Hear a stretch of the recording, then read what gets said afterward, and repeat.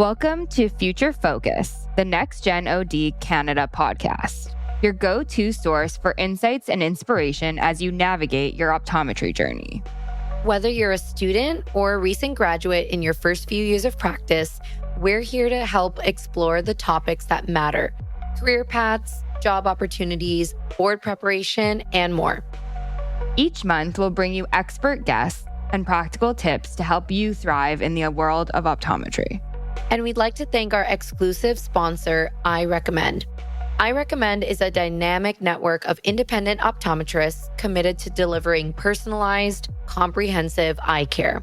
They offer outstanding career opportunities across various optometry specialties and provide signing bonuses, mentorship programs, and access to exclusive world-class events and education. With a vast network of experts and clinics nationwide, they empower optometry students and recent graduates to build successful and rewarding careers. So stay tuned and let's shape the future of optometry together on Future Focus, the NextGEN OD Canada podcast.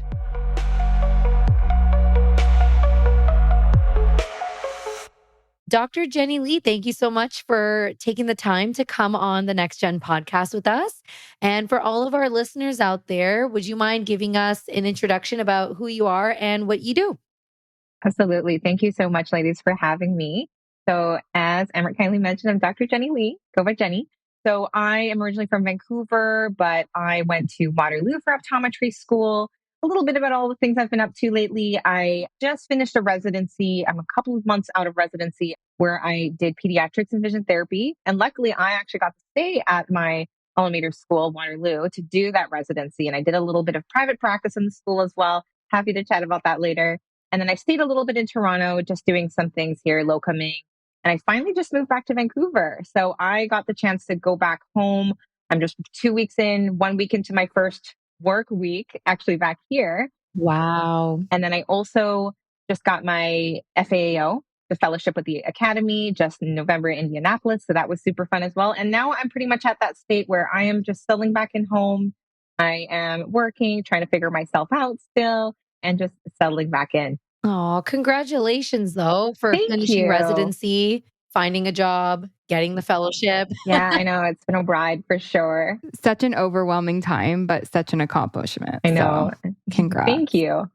Of course. And now at least the nice thing is the overwhelming stuff is just like, it's not about studying and passing grades Exactly. and taking tests. It's just about getting a car, buying groceries. Exactly. Getting different bank accounts open. Like it's like other stresses, but at least it's not school stress anymore, which is nice. Yeah. And it's a different shift for sure, because I am still thinking about a lot of things, but it's just so different now, and kind of recognizing, okay, well, I have all this background. What am I going to do with all of that? And kind of almost making use of that. And also that kind of played a huge role in the job search too, is just kind of making use of my residency program, but just kind of figuring out what aligns with me values wise. So yeah, absolutely. Like definitely a big shift, especially after residency, which just kind of felt like another year of being in that school bubble. Absolutely.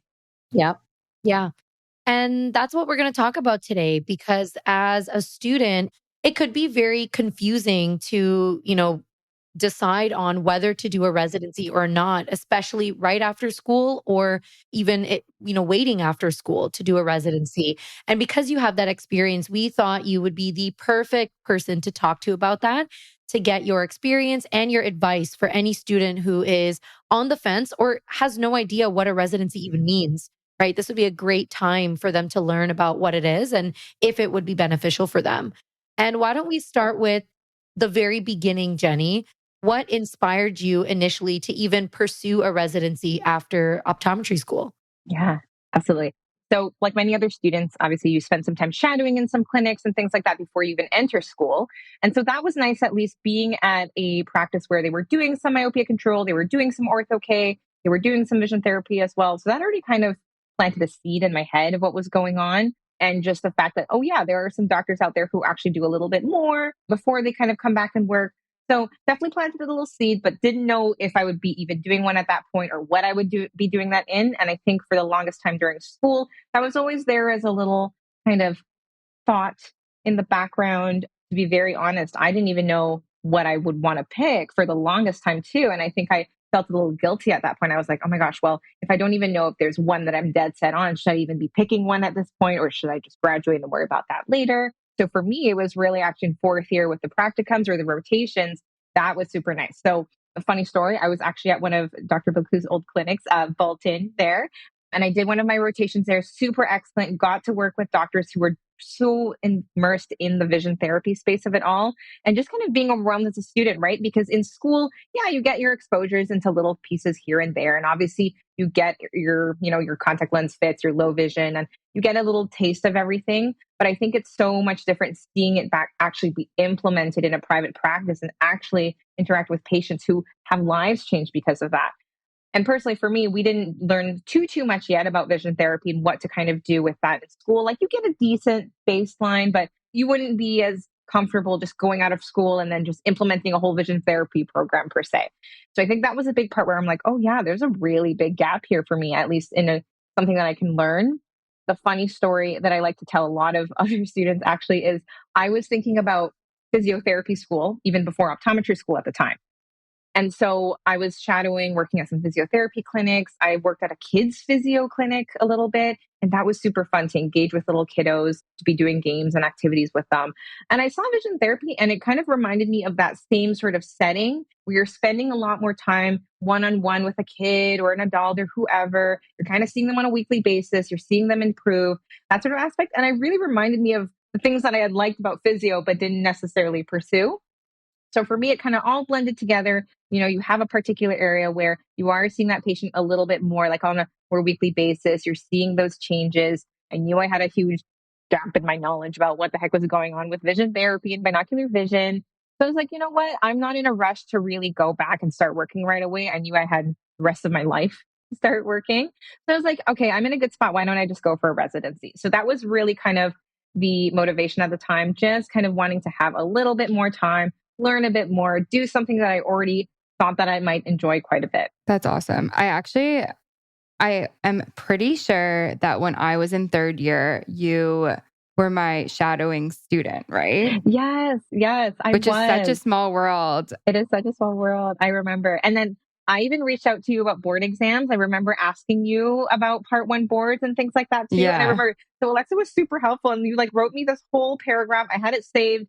I think I sent it to some of my friends too at the time. That's amazing. And then by the time I met Alexa again, I was like, oh, she's not going to remember me. But then you said hi to me at the event and that was so nice. Yeah. I feel like I always remember students, like especially you. I feel like you were so great and motivated. And I was just like, she's going to be such a good doctor.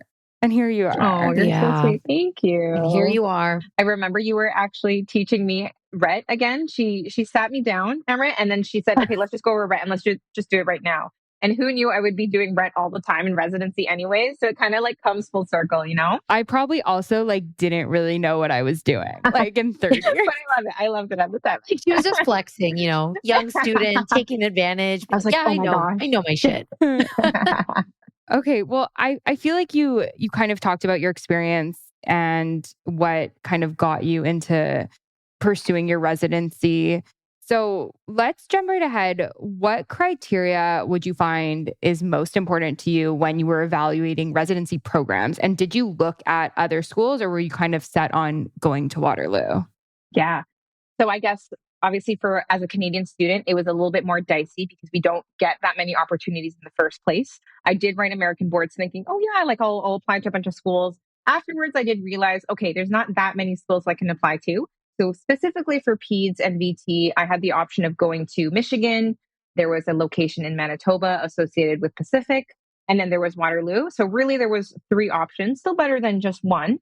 So for me, I really wanted to make sure that first and foremost, I felt like I could see myself at that clinic. And I kind of mean more of the culture and the general kind of air of the place. So for example, just feeling like I was connected or could get along with the supervisor there, because everyone is amazing and smart in their own ways. But did I really see myself staying there the whole year for sure? And especially if I had to take off and move, could I see myself moving to that location and being there for the year as well?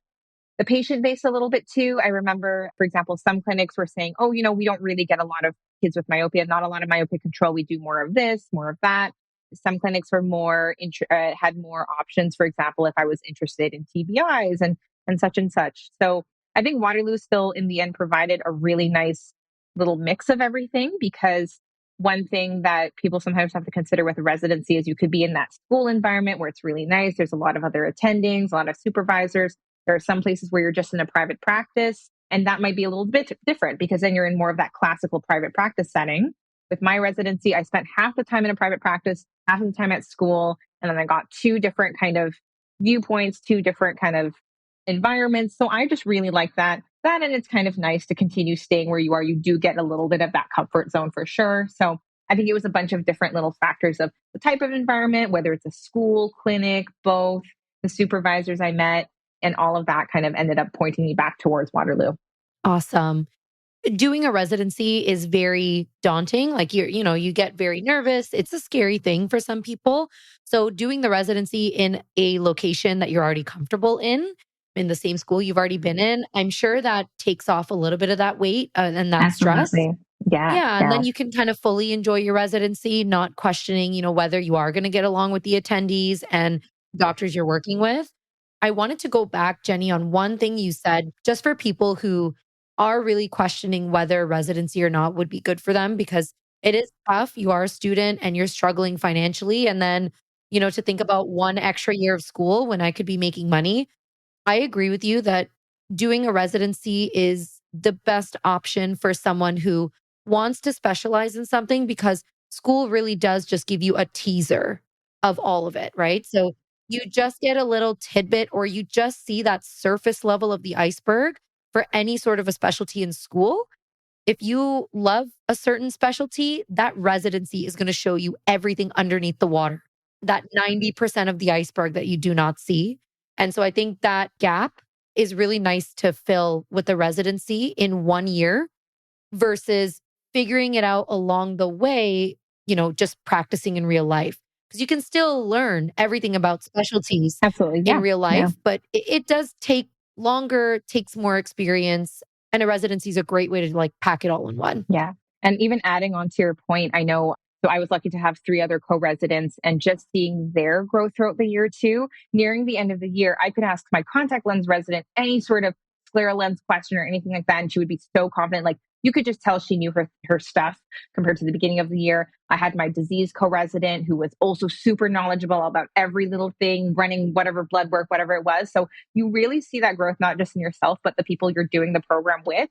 And you think it's a bit kind of an over exaggeration when they say, oh, yeah, 1 year of residency is like 5 clinical years, as the saying goes. But there is some weight to it. Like, I do genuinely feel that seeing everyone who did go through residency, they just have such a little additional kind of bag of knowledge just sitting there that is kind of usable. And then as someone who's lacking now in some of those areas too, like, I definitely know that my contact lens knowledge or disease knowledge may not be up to par, but just recognizing that and saying, oh, that's so cool that I got that chance to kind of expand in one specific area and grow that area.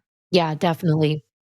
And so, for students who are listening that are interested in residency, based on your experience, what advice would you give them on preparing for interviews? Is there anything specific that, helped you along the way when preparing for the interviews and getting through them? Mm-hmm. The biggest part for me was definitely making sure that I reached out even before, I think, the whole interview process. So even though I didn't know exactly what I might be doing, I think I knew right around that early fourth year / end of third year time that, okay, you know what? I think I'm looking towards vision therapy as one. So I tentatively decided on that. So what I did was I actually went and shadowed the private practice clinic of the residency program that I was interested in even before residency had begun. I reached out to the residency supervisors even beforehand, either by email. One was nice enough to just have a 1 hour video call with me. And I think this was 6 months before the actual whole residency process had started. So not just to get my name out with them, but really to just have that pressure-free environment of like, oh, I'm interested in your program.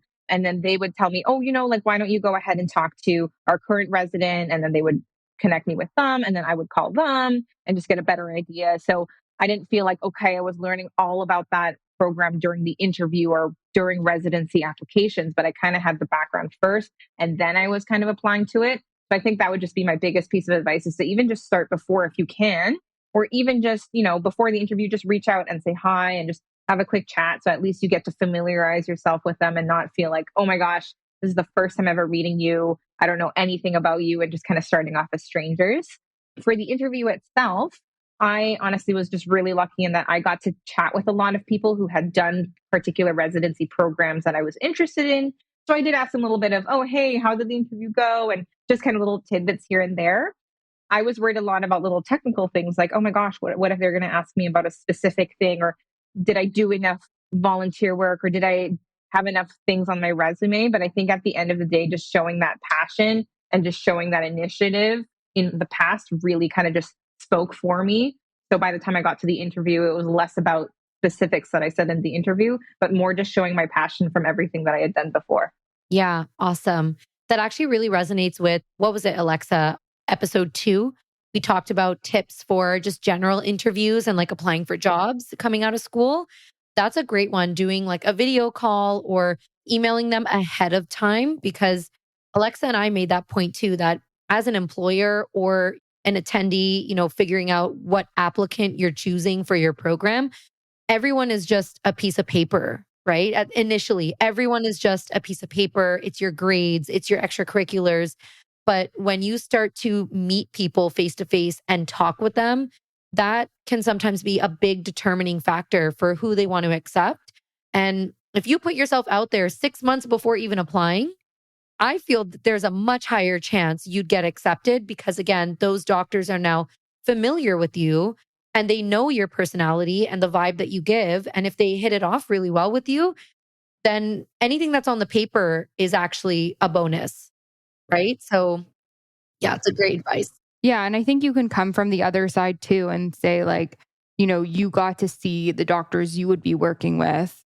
Do you think it was a good fit, right? Yeah, exactly. Like goes both ways for sure. Yeah, for sure. So, yeah, I think we want to know, doing a residency, I think it definitely influenced, the type of job you have now. But can you tell us about what it was like kind of applying for jobs after? What are you doing right now? Like, what kind of setting are you in? And do you think your residency has impacted the type of job opportunities you have been presented with? Yeah, for sure. I think this is a great one to talk about because I have literally been living that job application process for the last half year or so. I did not realize, and of course, part of this is moving to a pretty saturated city like Vancouver, where, there's not a real whole need for optometrists at the moment. I knew that that would be tricky from the start. And I think that's where the residency really shone through and came in for me, because there always are job openings up here and there, but it really gave me access to a couple more that I wasn't even aware about just by word of mouth. And again, that's the whole piece that can be pretty tricky, is just getting your name out there, getting to know the people around, and just kind of establishing yourself more as more than a little piece of paper. So I'll dial back a bit. I first started looking for jobs kind of right at the end of residency. So that would put me at around July, August. And then I was looking for a job to start in December, which I just started this week. So I started actually talking to a bunch of different clinics. I looked at job postings. I asked around the casual, classic sort of way. And at first, there wasn't really a lot for me out there, to be honest. I did mention my residency to a lot of people. And then eventually what happened was there were a couple of private practices that said, hey, we are interested in incorporating, either we do have some elements of a vision therapy thing going on, or we don't have any, and we would love to kind of incorporate you in. So that right off the bat was just really nice to have that little piece there, because a lot of clinics would say, we do have other candidates right now, but we did want to give you a chat and just talk to you, because it's nice to have someone that might be able to bring more of a pediatric/VT aspect into our clinic. So that was a really nice, I guess, bargaining point on my end to be able to say, hey, talk to me. This is something that I've been doing for the past year. This is something I can provide that's a little different. And that was a really nice leveraging spot to go from there. And then also there were a couple clinics where they said, hey, we are looking for someone who would be interested in seeing primarily children, or we are interested in building vision therapy in our practice. Can you come chat with us? So that just opened up a lot more doors. Not that there weren't doors before, there still were options. But I think in terms of a private practice setting, that was really nice to be able to come in with that.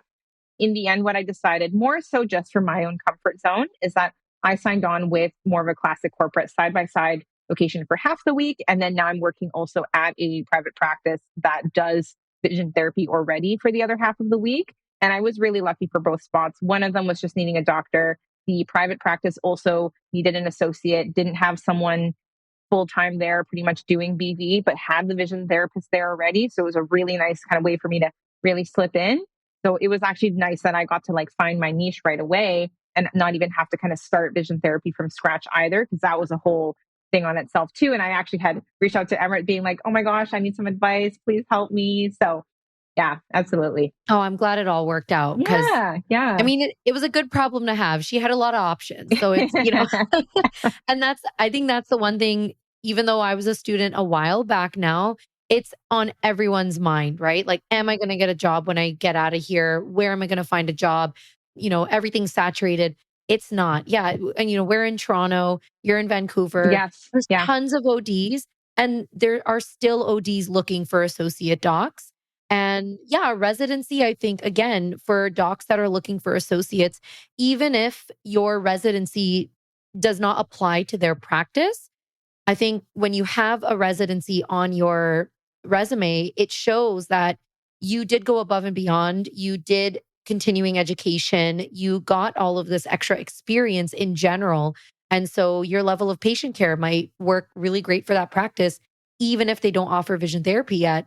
You're still more likely to get a job with that residency in the back of your pocket, which I think always helps. Yeah. And I think we've also talked about this too, but like saturation, sure, and you kind of just said this, there's saturation almost everywhere unless you want to go rural, but yeah. There's always a need for good doctors, and don't let a big city, if that's where your home is and that's where you want to be, like don't let that scare you from, searching for a job there. You'll find something, and if it's not right away, you will eventually. Yeah, 100%. And then Jenny, if you could go back, would you still choose to pursue a residency, or do you think you might not have needed it? Controversial question, since we just talked about all the positive things. Yeah. It's such a funny question because I do ask myself a lot, and I had asked myself a lot throughout the residency, because it's interesting to graduate and then you're going off into residency. All of my good friends were not in residency. They just started work right away. So you really get a direct comparison of the kind of lifestyle and just the way our daily lives went. I would keep in touch with them. They were all, starting to make their incomes. They were kind of starting to live different lifestyles already. And I was like, buying okay. the expensive clothes. They were buying like the $70 sweaters, and you were still buying the 20. Like that was my experience. Exactly. And it made me cry every day. Oh my gosh. Yeah. So it's definitely kind of interesting to get that direct comparison, just and experience that. But overall, I think when I was in optometry school, I put a lot of pressure on myself to say, hey, you know what? I think I should do a residency. I have to do a residency just because I felt like I wanted to do more. I think now looking back, I would have been just putting less pressure on myself and overall just saying, hey, you know what? It's like, I actually did enjoy doing the residency, and I think it definitely helped me a lot, like I was mentioning, with the job opportunities that I don't think would have opened up for me otherwise. But at the same time, there always are options. I think no matter what, like everyone going into optometry school is smart. They've gone this far. You are able to find something down the line. And I saw all my friends move to big cities and still find jobs without residency. So it's like everyone turned out just fine in the end. And I would have had some options anyways if I had moved back without the residency. But it's just like, it's nice to have more. And I think either way, I would have turned out fine, but I'm happy that I at least did give myself the chance to do it, because I know, and that was one thing I heard as well. It's like once you go off and you graduate and you start working well, it is hard to go back and to take that pay cut and then to put yourself in that difficult comfort zone or getting out of your comfort zone to do something like a residency. So I'm just happy that I got to do it. I was already in the Waterloo, Toronto area. I got to finish off with that. And then now I kind of feel like I'm in a spot where, okay, well, now I do have more options. Even if I don't do something with vision therapy right away, I know that that knowledge is sitting there. It's not going to disappear on me. I always have those options. I can start now. I can do it later. So it's just nice to have more options at the end of the day. Yeah, for sure. I think you just kind of answered this, but is there any other advice you would give to current optometry students who are considering a residency? Yeah, that's a tough one, actually. I'm wondering what else I might add in general. I think, well, one of the misconceptions I had when I was a student was that the residency program would pretty much be exactly the same from school. So let's say you were doing vision therapy, and then I thought vision therapy at Waterloo would be the same at Michigan or at Manitoba or wherever the other schools. I just assumed they were all identical. And then I really realized that it was not, and that every school has its own kind of way that they deliver the program. How you learn is very different too. So I think just being able to recognize that, it's really important to do your research beforehand. So I actually did get a lot of interested students for my residency program reach out to me, and I'm more than happy to do that because I want to tell them, hey, it's just so you know, this is how it's like. Just make sure you're aware of those factors because it really does make a difference which school you go to. And it doesn't matter if you did, like, yeah, it's vision therapy, but it can really vary from school to school. And you just want to make sure you know what you're getting into. Definitely. Great advice. And it's interesting. You both did residencies in the same thing. And I think when I was in fourth year, I also felt a little bit of pressure to kind of pursue a residency. And I don't exactly know like where that pressure came from. I think it was like, you have this opportunity to specialize and learn more. Like, why wouldn't you take it? But a part of me too just really was really burnt out from school. And I knew I just needed to like start my life. So I think it's really hard to figure out what is right for you, but you can't go wrong either way, I think. And just go with what your gut is telling you and don't look back with regrets, I think is key. Yeah. I think my experience is similar. Again, yeah, mine is a vision therapy residency. So it's a different concept than someone who's interested in ocular disease or specialty contacts or low vision. I definitely was pressured into a residency. I was very anti-residency my entire time at ICO. I would have never been able to tell. Oh my goodness. Yeah, no, I'm like a complete nerd about like, vision therapy now, but because I was a Canadian student in a US school, those loans were really racking up. I mean, back in 2015, the interest rates were not friendly, even though it wasn't inflation time. And so I was like, absolutely not. I'm not wasting another year, of school where I have to pay back my loans and they're bank loans. They're not government loans. I mean, the bank is not friendly. Like they don't care.